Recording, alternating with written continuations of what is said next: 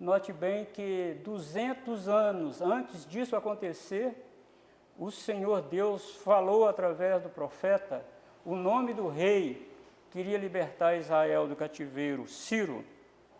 E Deus chama Ciro de o meu pastor. E ele libertou o povo.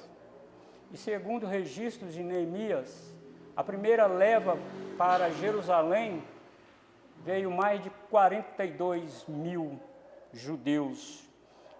Mas, irmãos, quando esses homens, quando essas pessoas, esse povo do pacto, chegaram a Jerusalém, encontraram a cidade destruída, porque tinha sido destruída mesmo, os muros tinham sido derribados, o templo queimado.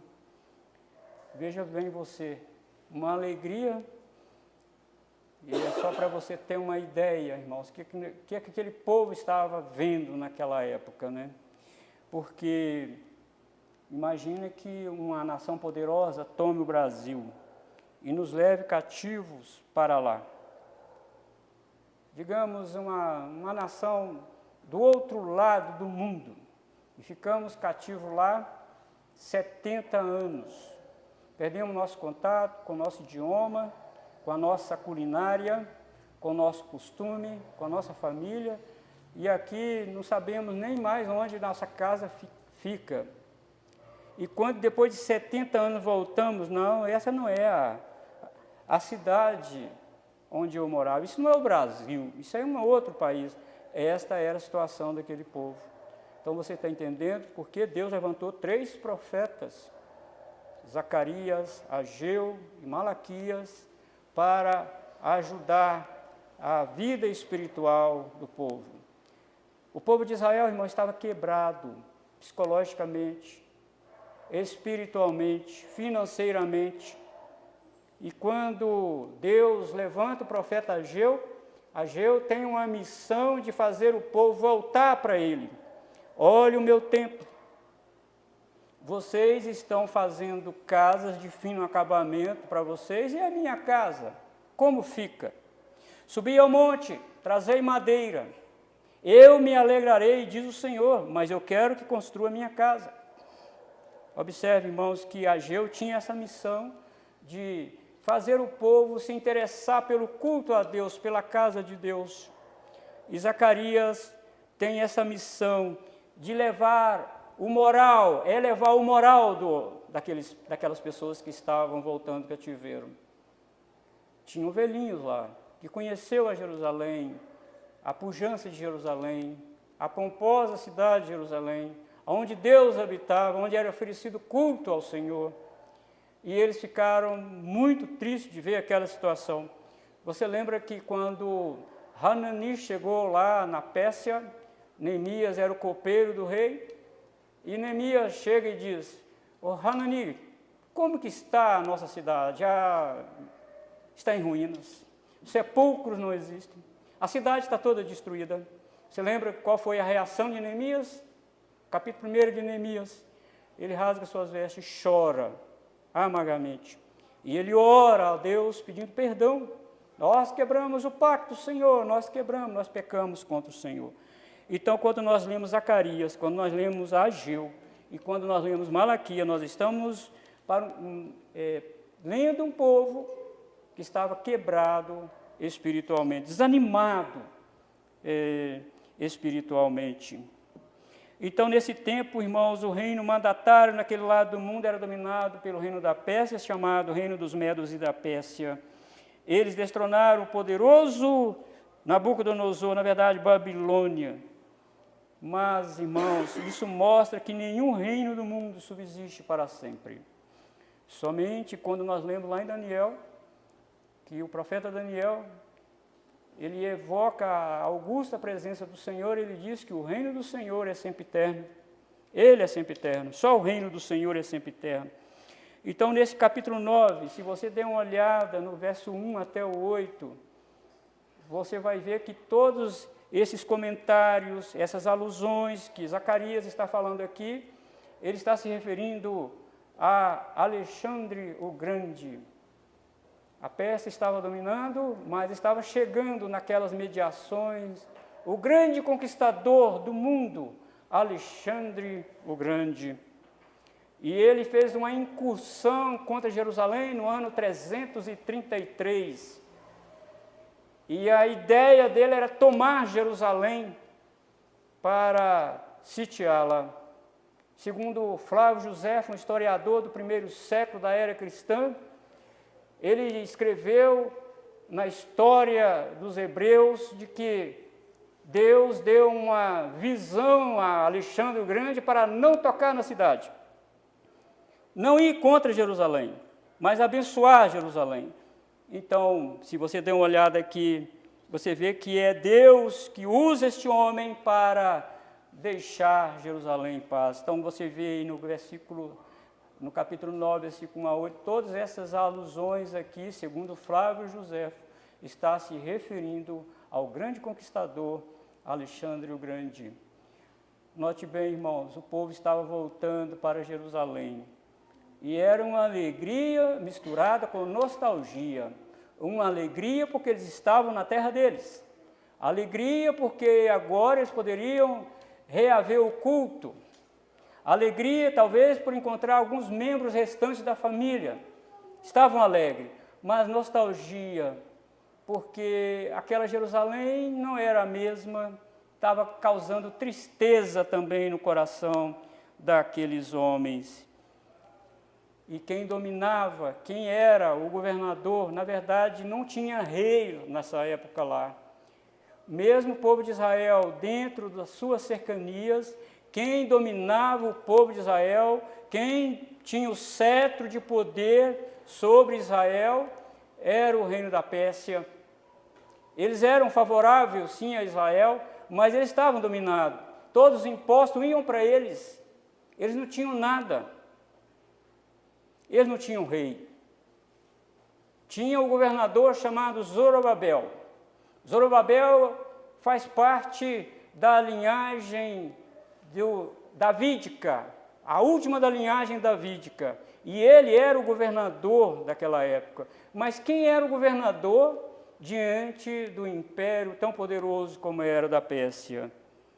Então, vamos dizer, esse é um contexto de grande tristeza, alegria misturada com tristeza, desânimo espiritual. Como começar? Aonde começar? Quem vai ser o nosso líder? Quem é o nosso rei? E é nesse contexto aqui, irmãos, que Zacarias fala que vai chegar um rei.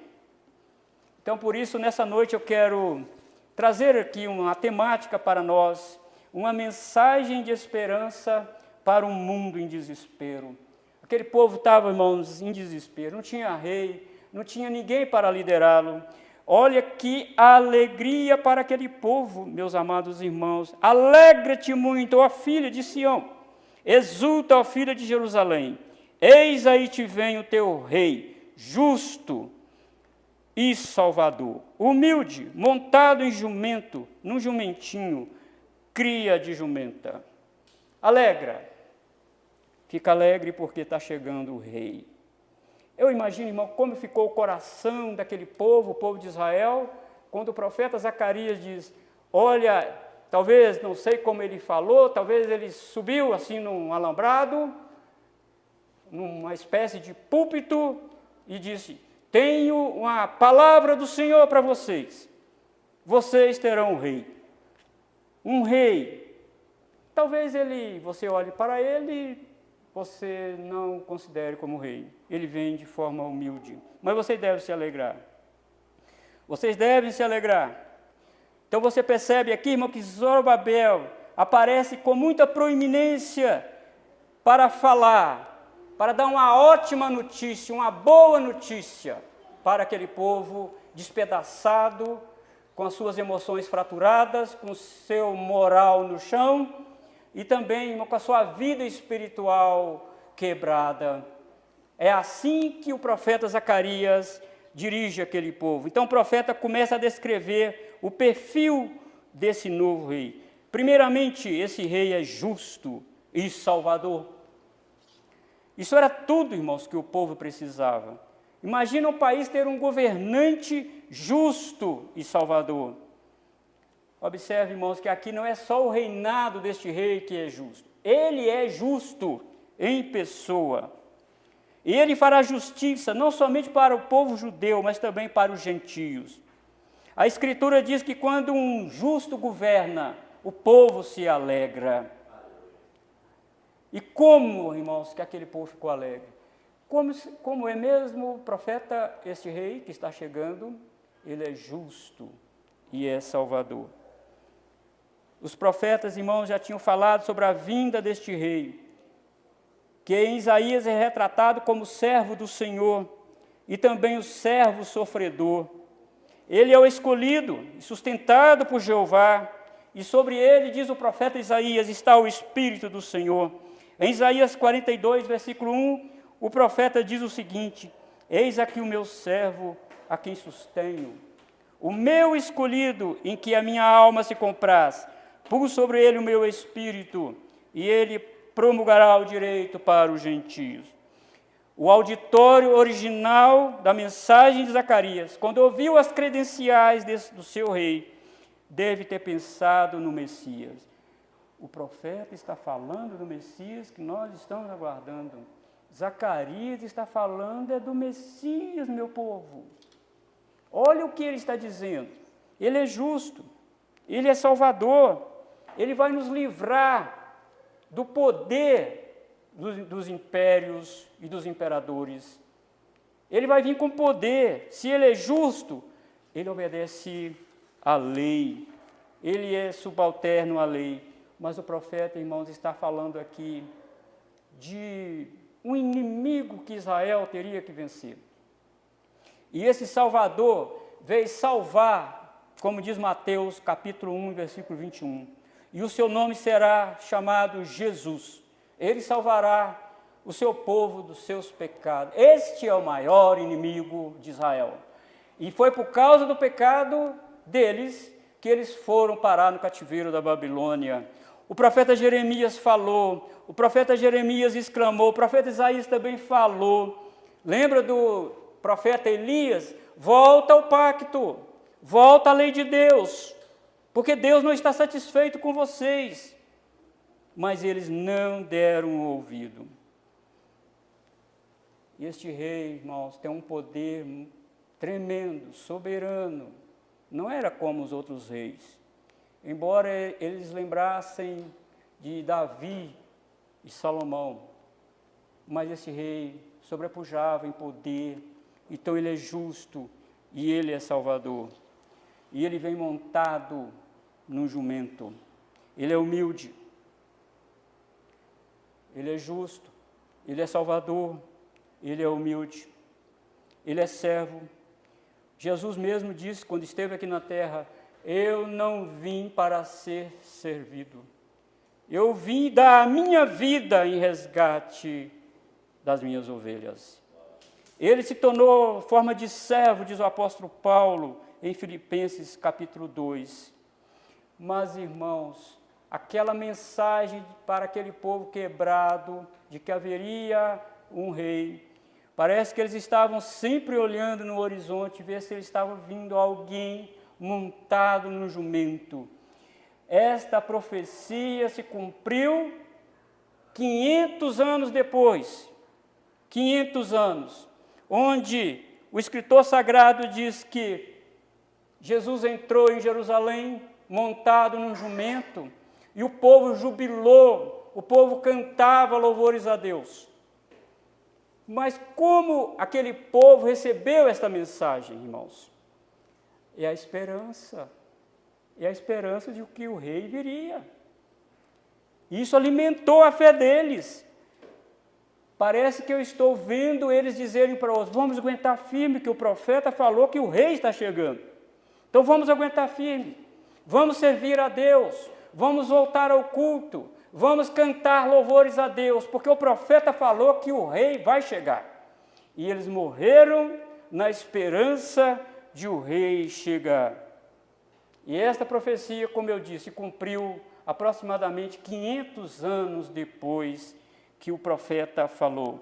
Então, Lucas 19, versículo 37 e versículo 38, diz o seguinte: e quando se aproximava da descida do Monte das Oliveiras, toda a multidão dos discípulos passou jubilosa a louvar a Deus em alta voz por todos os milagres que tinham visto, dizendo: bendito é o Rei que vem em nome do Senhor, paz no céu e glória nas maiores alturas. O Rei chegou. Esta mensagem sustentou a fé daquele povo.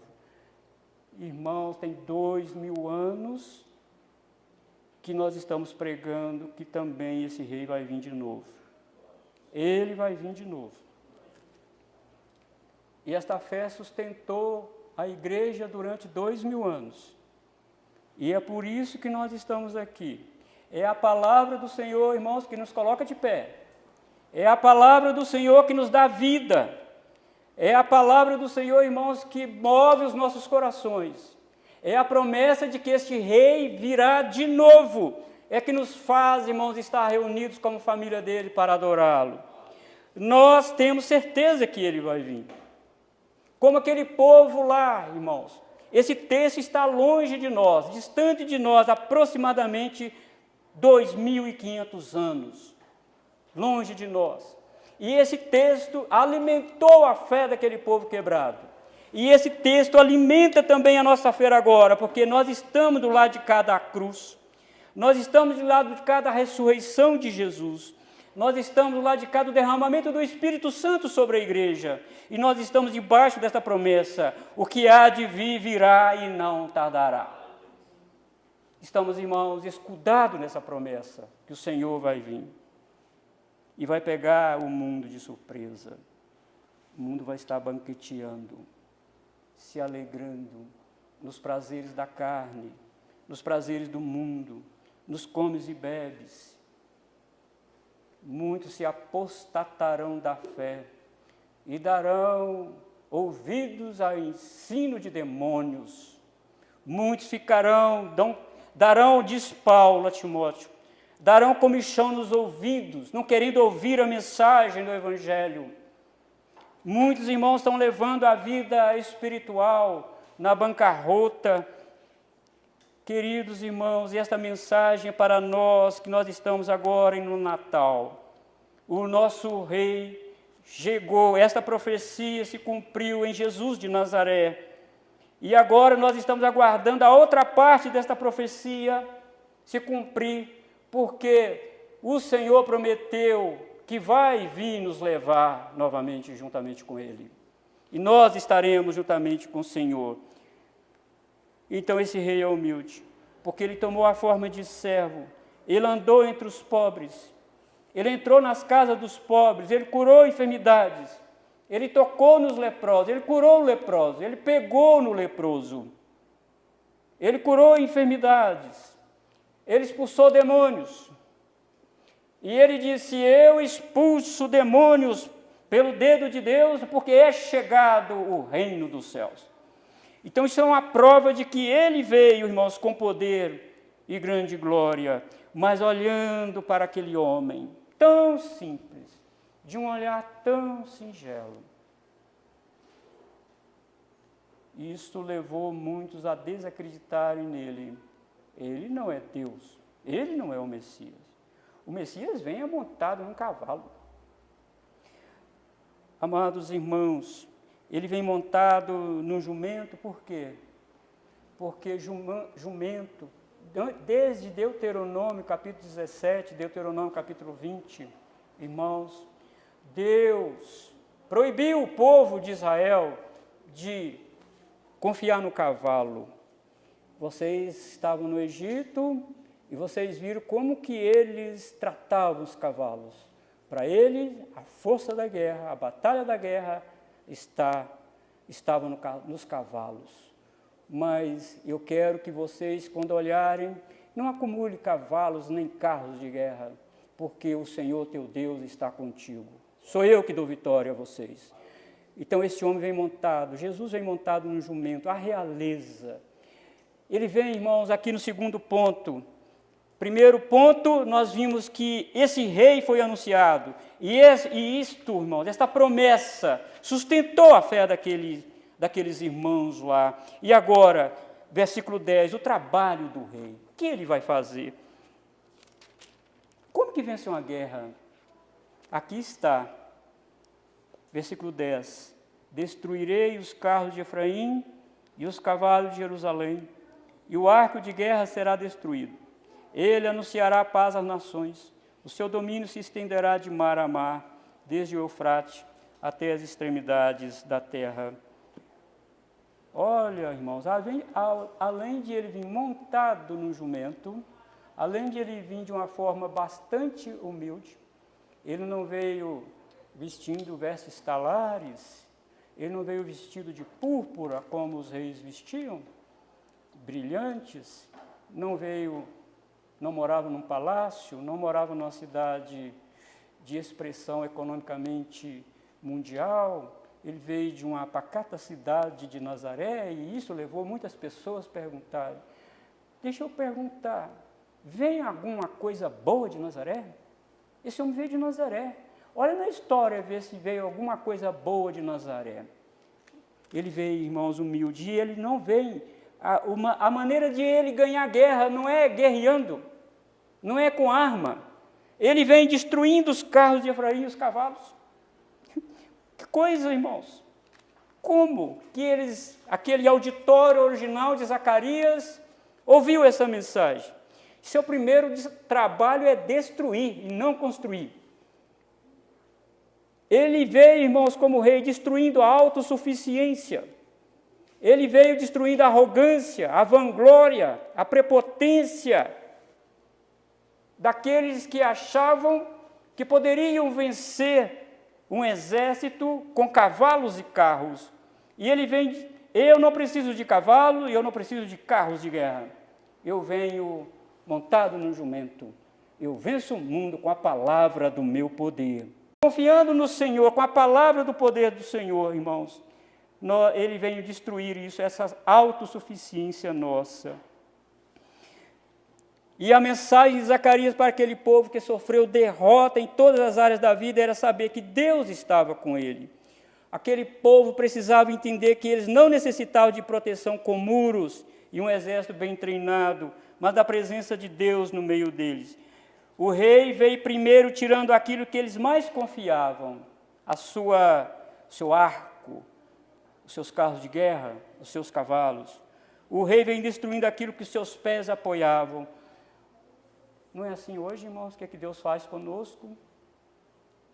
Às vezes confiamos no governo, às vezes confiamos na moeda, às vezes confiamos no grande enlace da Bolsa de Valores.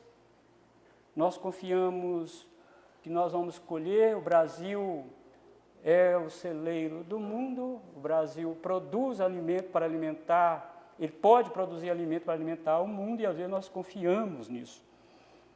Eu sei que isso é dádiva de Deus, isso é bênção de Deus para nós. Mas, irmãos, nós como filhos de Deus, que estamos aguardando o Rei dos Reis e Senhor dos Senhores voltar, nós, irmãos, sabemos que estamos sustentados aqui, a nossa confiança está no Senhor. E Ele anunciará a paz às nações. Seu reino é de paz, e não somente para o povo de Israel, mas também para todas as nações. E na época do rei Davi, as nações tinham medo do exército de Israel. E o exército de Israel, na época de Davi, era bem treinado. Ele e seus valentes treinavam seus soldados. Mas no governo deste rei, as nações não serão ameaçadas, porque ele destruiu o arsenal de guerra do seu próprio povo. Ele está passando uma mensagem de paz para as nações. Não tenha medo de Israel. Eu sou um rei e eu destruí o arsenal de guerra deles mesmos. Não tenham medo, nós não vamos ameaçar vocês. E ao mesmo tempo ele estava anunciando, irmãos, para aquelas nações, para não vir guerrear com Israel, porque não adianta guerrear contra o povo de Deus, porque o seu rei está sobre ele o Espírito do Senhor. Isso é maravilhoso, irmão. Como aquele auditório original do profeta Zacarias, irmãos, ficou tranquilo ao saber que o seu rei anunciará paz para o mundo. Isso quer dizer que as outras nações não invadiriam mais Jerusalém. Eles estavam tranquilos. E se você quiser, você pode dar uma olhada no capítulo 2, versículo 5 de Zacarias, onde Deus disse: eu vou destruir os muros, porque eu sou muro de fogo para proteger vocês. Eu sou o protetor de vocês. Olha, irmãos, que bênção para nós saber disso, que o nosso rei, ele é o rei da paz. E quando nós vamos para Romanos capítulo 5, Paulo diz que, sendo justificado pela fé, temos paz com Deus. Antes, segundo o profeta Isaías, capítulo 59, havia um abismo que separava nós de Deus. O profeta Isaías diz: olha, as mãos do Senhor não estão encolhidas para que não possa salvar, e nem os ouvidos agravados para que não possa ouvir, mas as vossas iniquidades fazem separação entre vós e vosso Deus. Mas quando Jesus veio aqui, irmãos, ele quebrou essa separação que havia entre nós e o nosso Deus. E agora nós podemos cultuá-lo, nós podemos adentrar ao santuário de Deus, podemos adorá-lo, porque o Senhor Jesus quebrou a parede que nos dividia. E agora, irmãos, ele nos fez gentios judeus, um só povo, fez a igreja. Ele é o príncipe da paz. Agora podemos, irmãos, conversar com Deus sem medo. Podemos falar com Deus sem medo. E é isso que levou o escritor aos Hebreus, no capítulo 10, versículo 19, a exclamar: tendo, pois, irmãos, ousadia, coragem, intrepidez, para entrar no santuário pelo sangue de Jesus, pelo novo e vivo caminho que ele nos consagrou pelo véu, isto é, pela sua carne. Quando Jesus sobe, irmãos, ele sobe destruindo todas as barreiras que nos impedia de chegar até os céus. Agora temos, irmãos, ousadia. Temos, irmãos, caminho aberto para falar com Deus. E a última parte do verso 10, o seu domínio se estenderá de mar a mar, e desde o Eufrate até a extremidade da terra.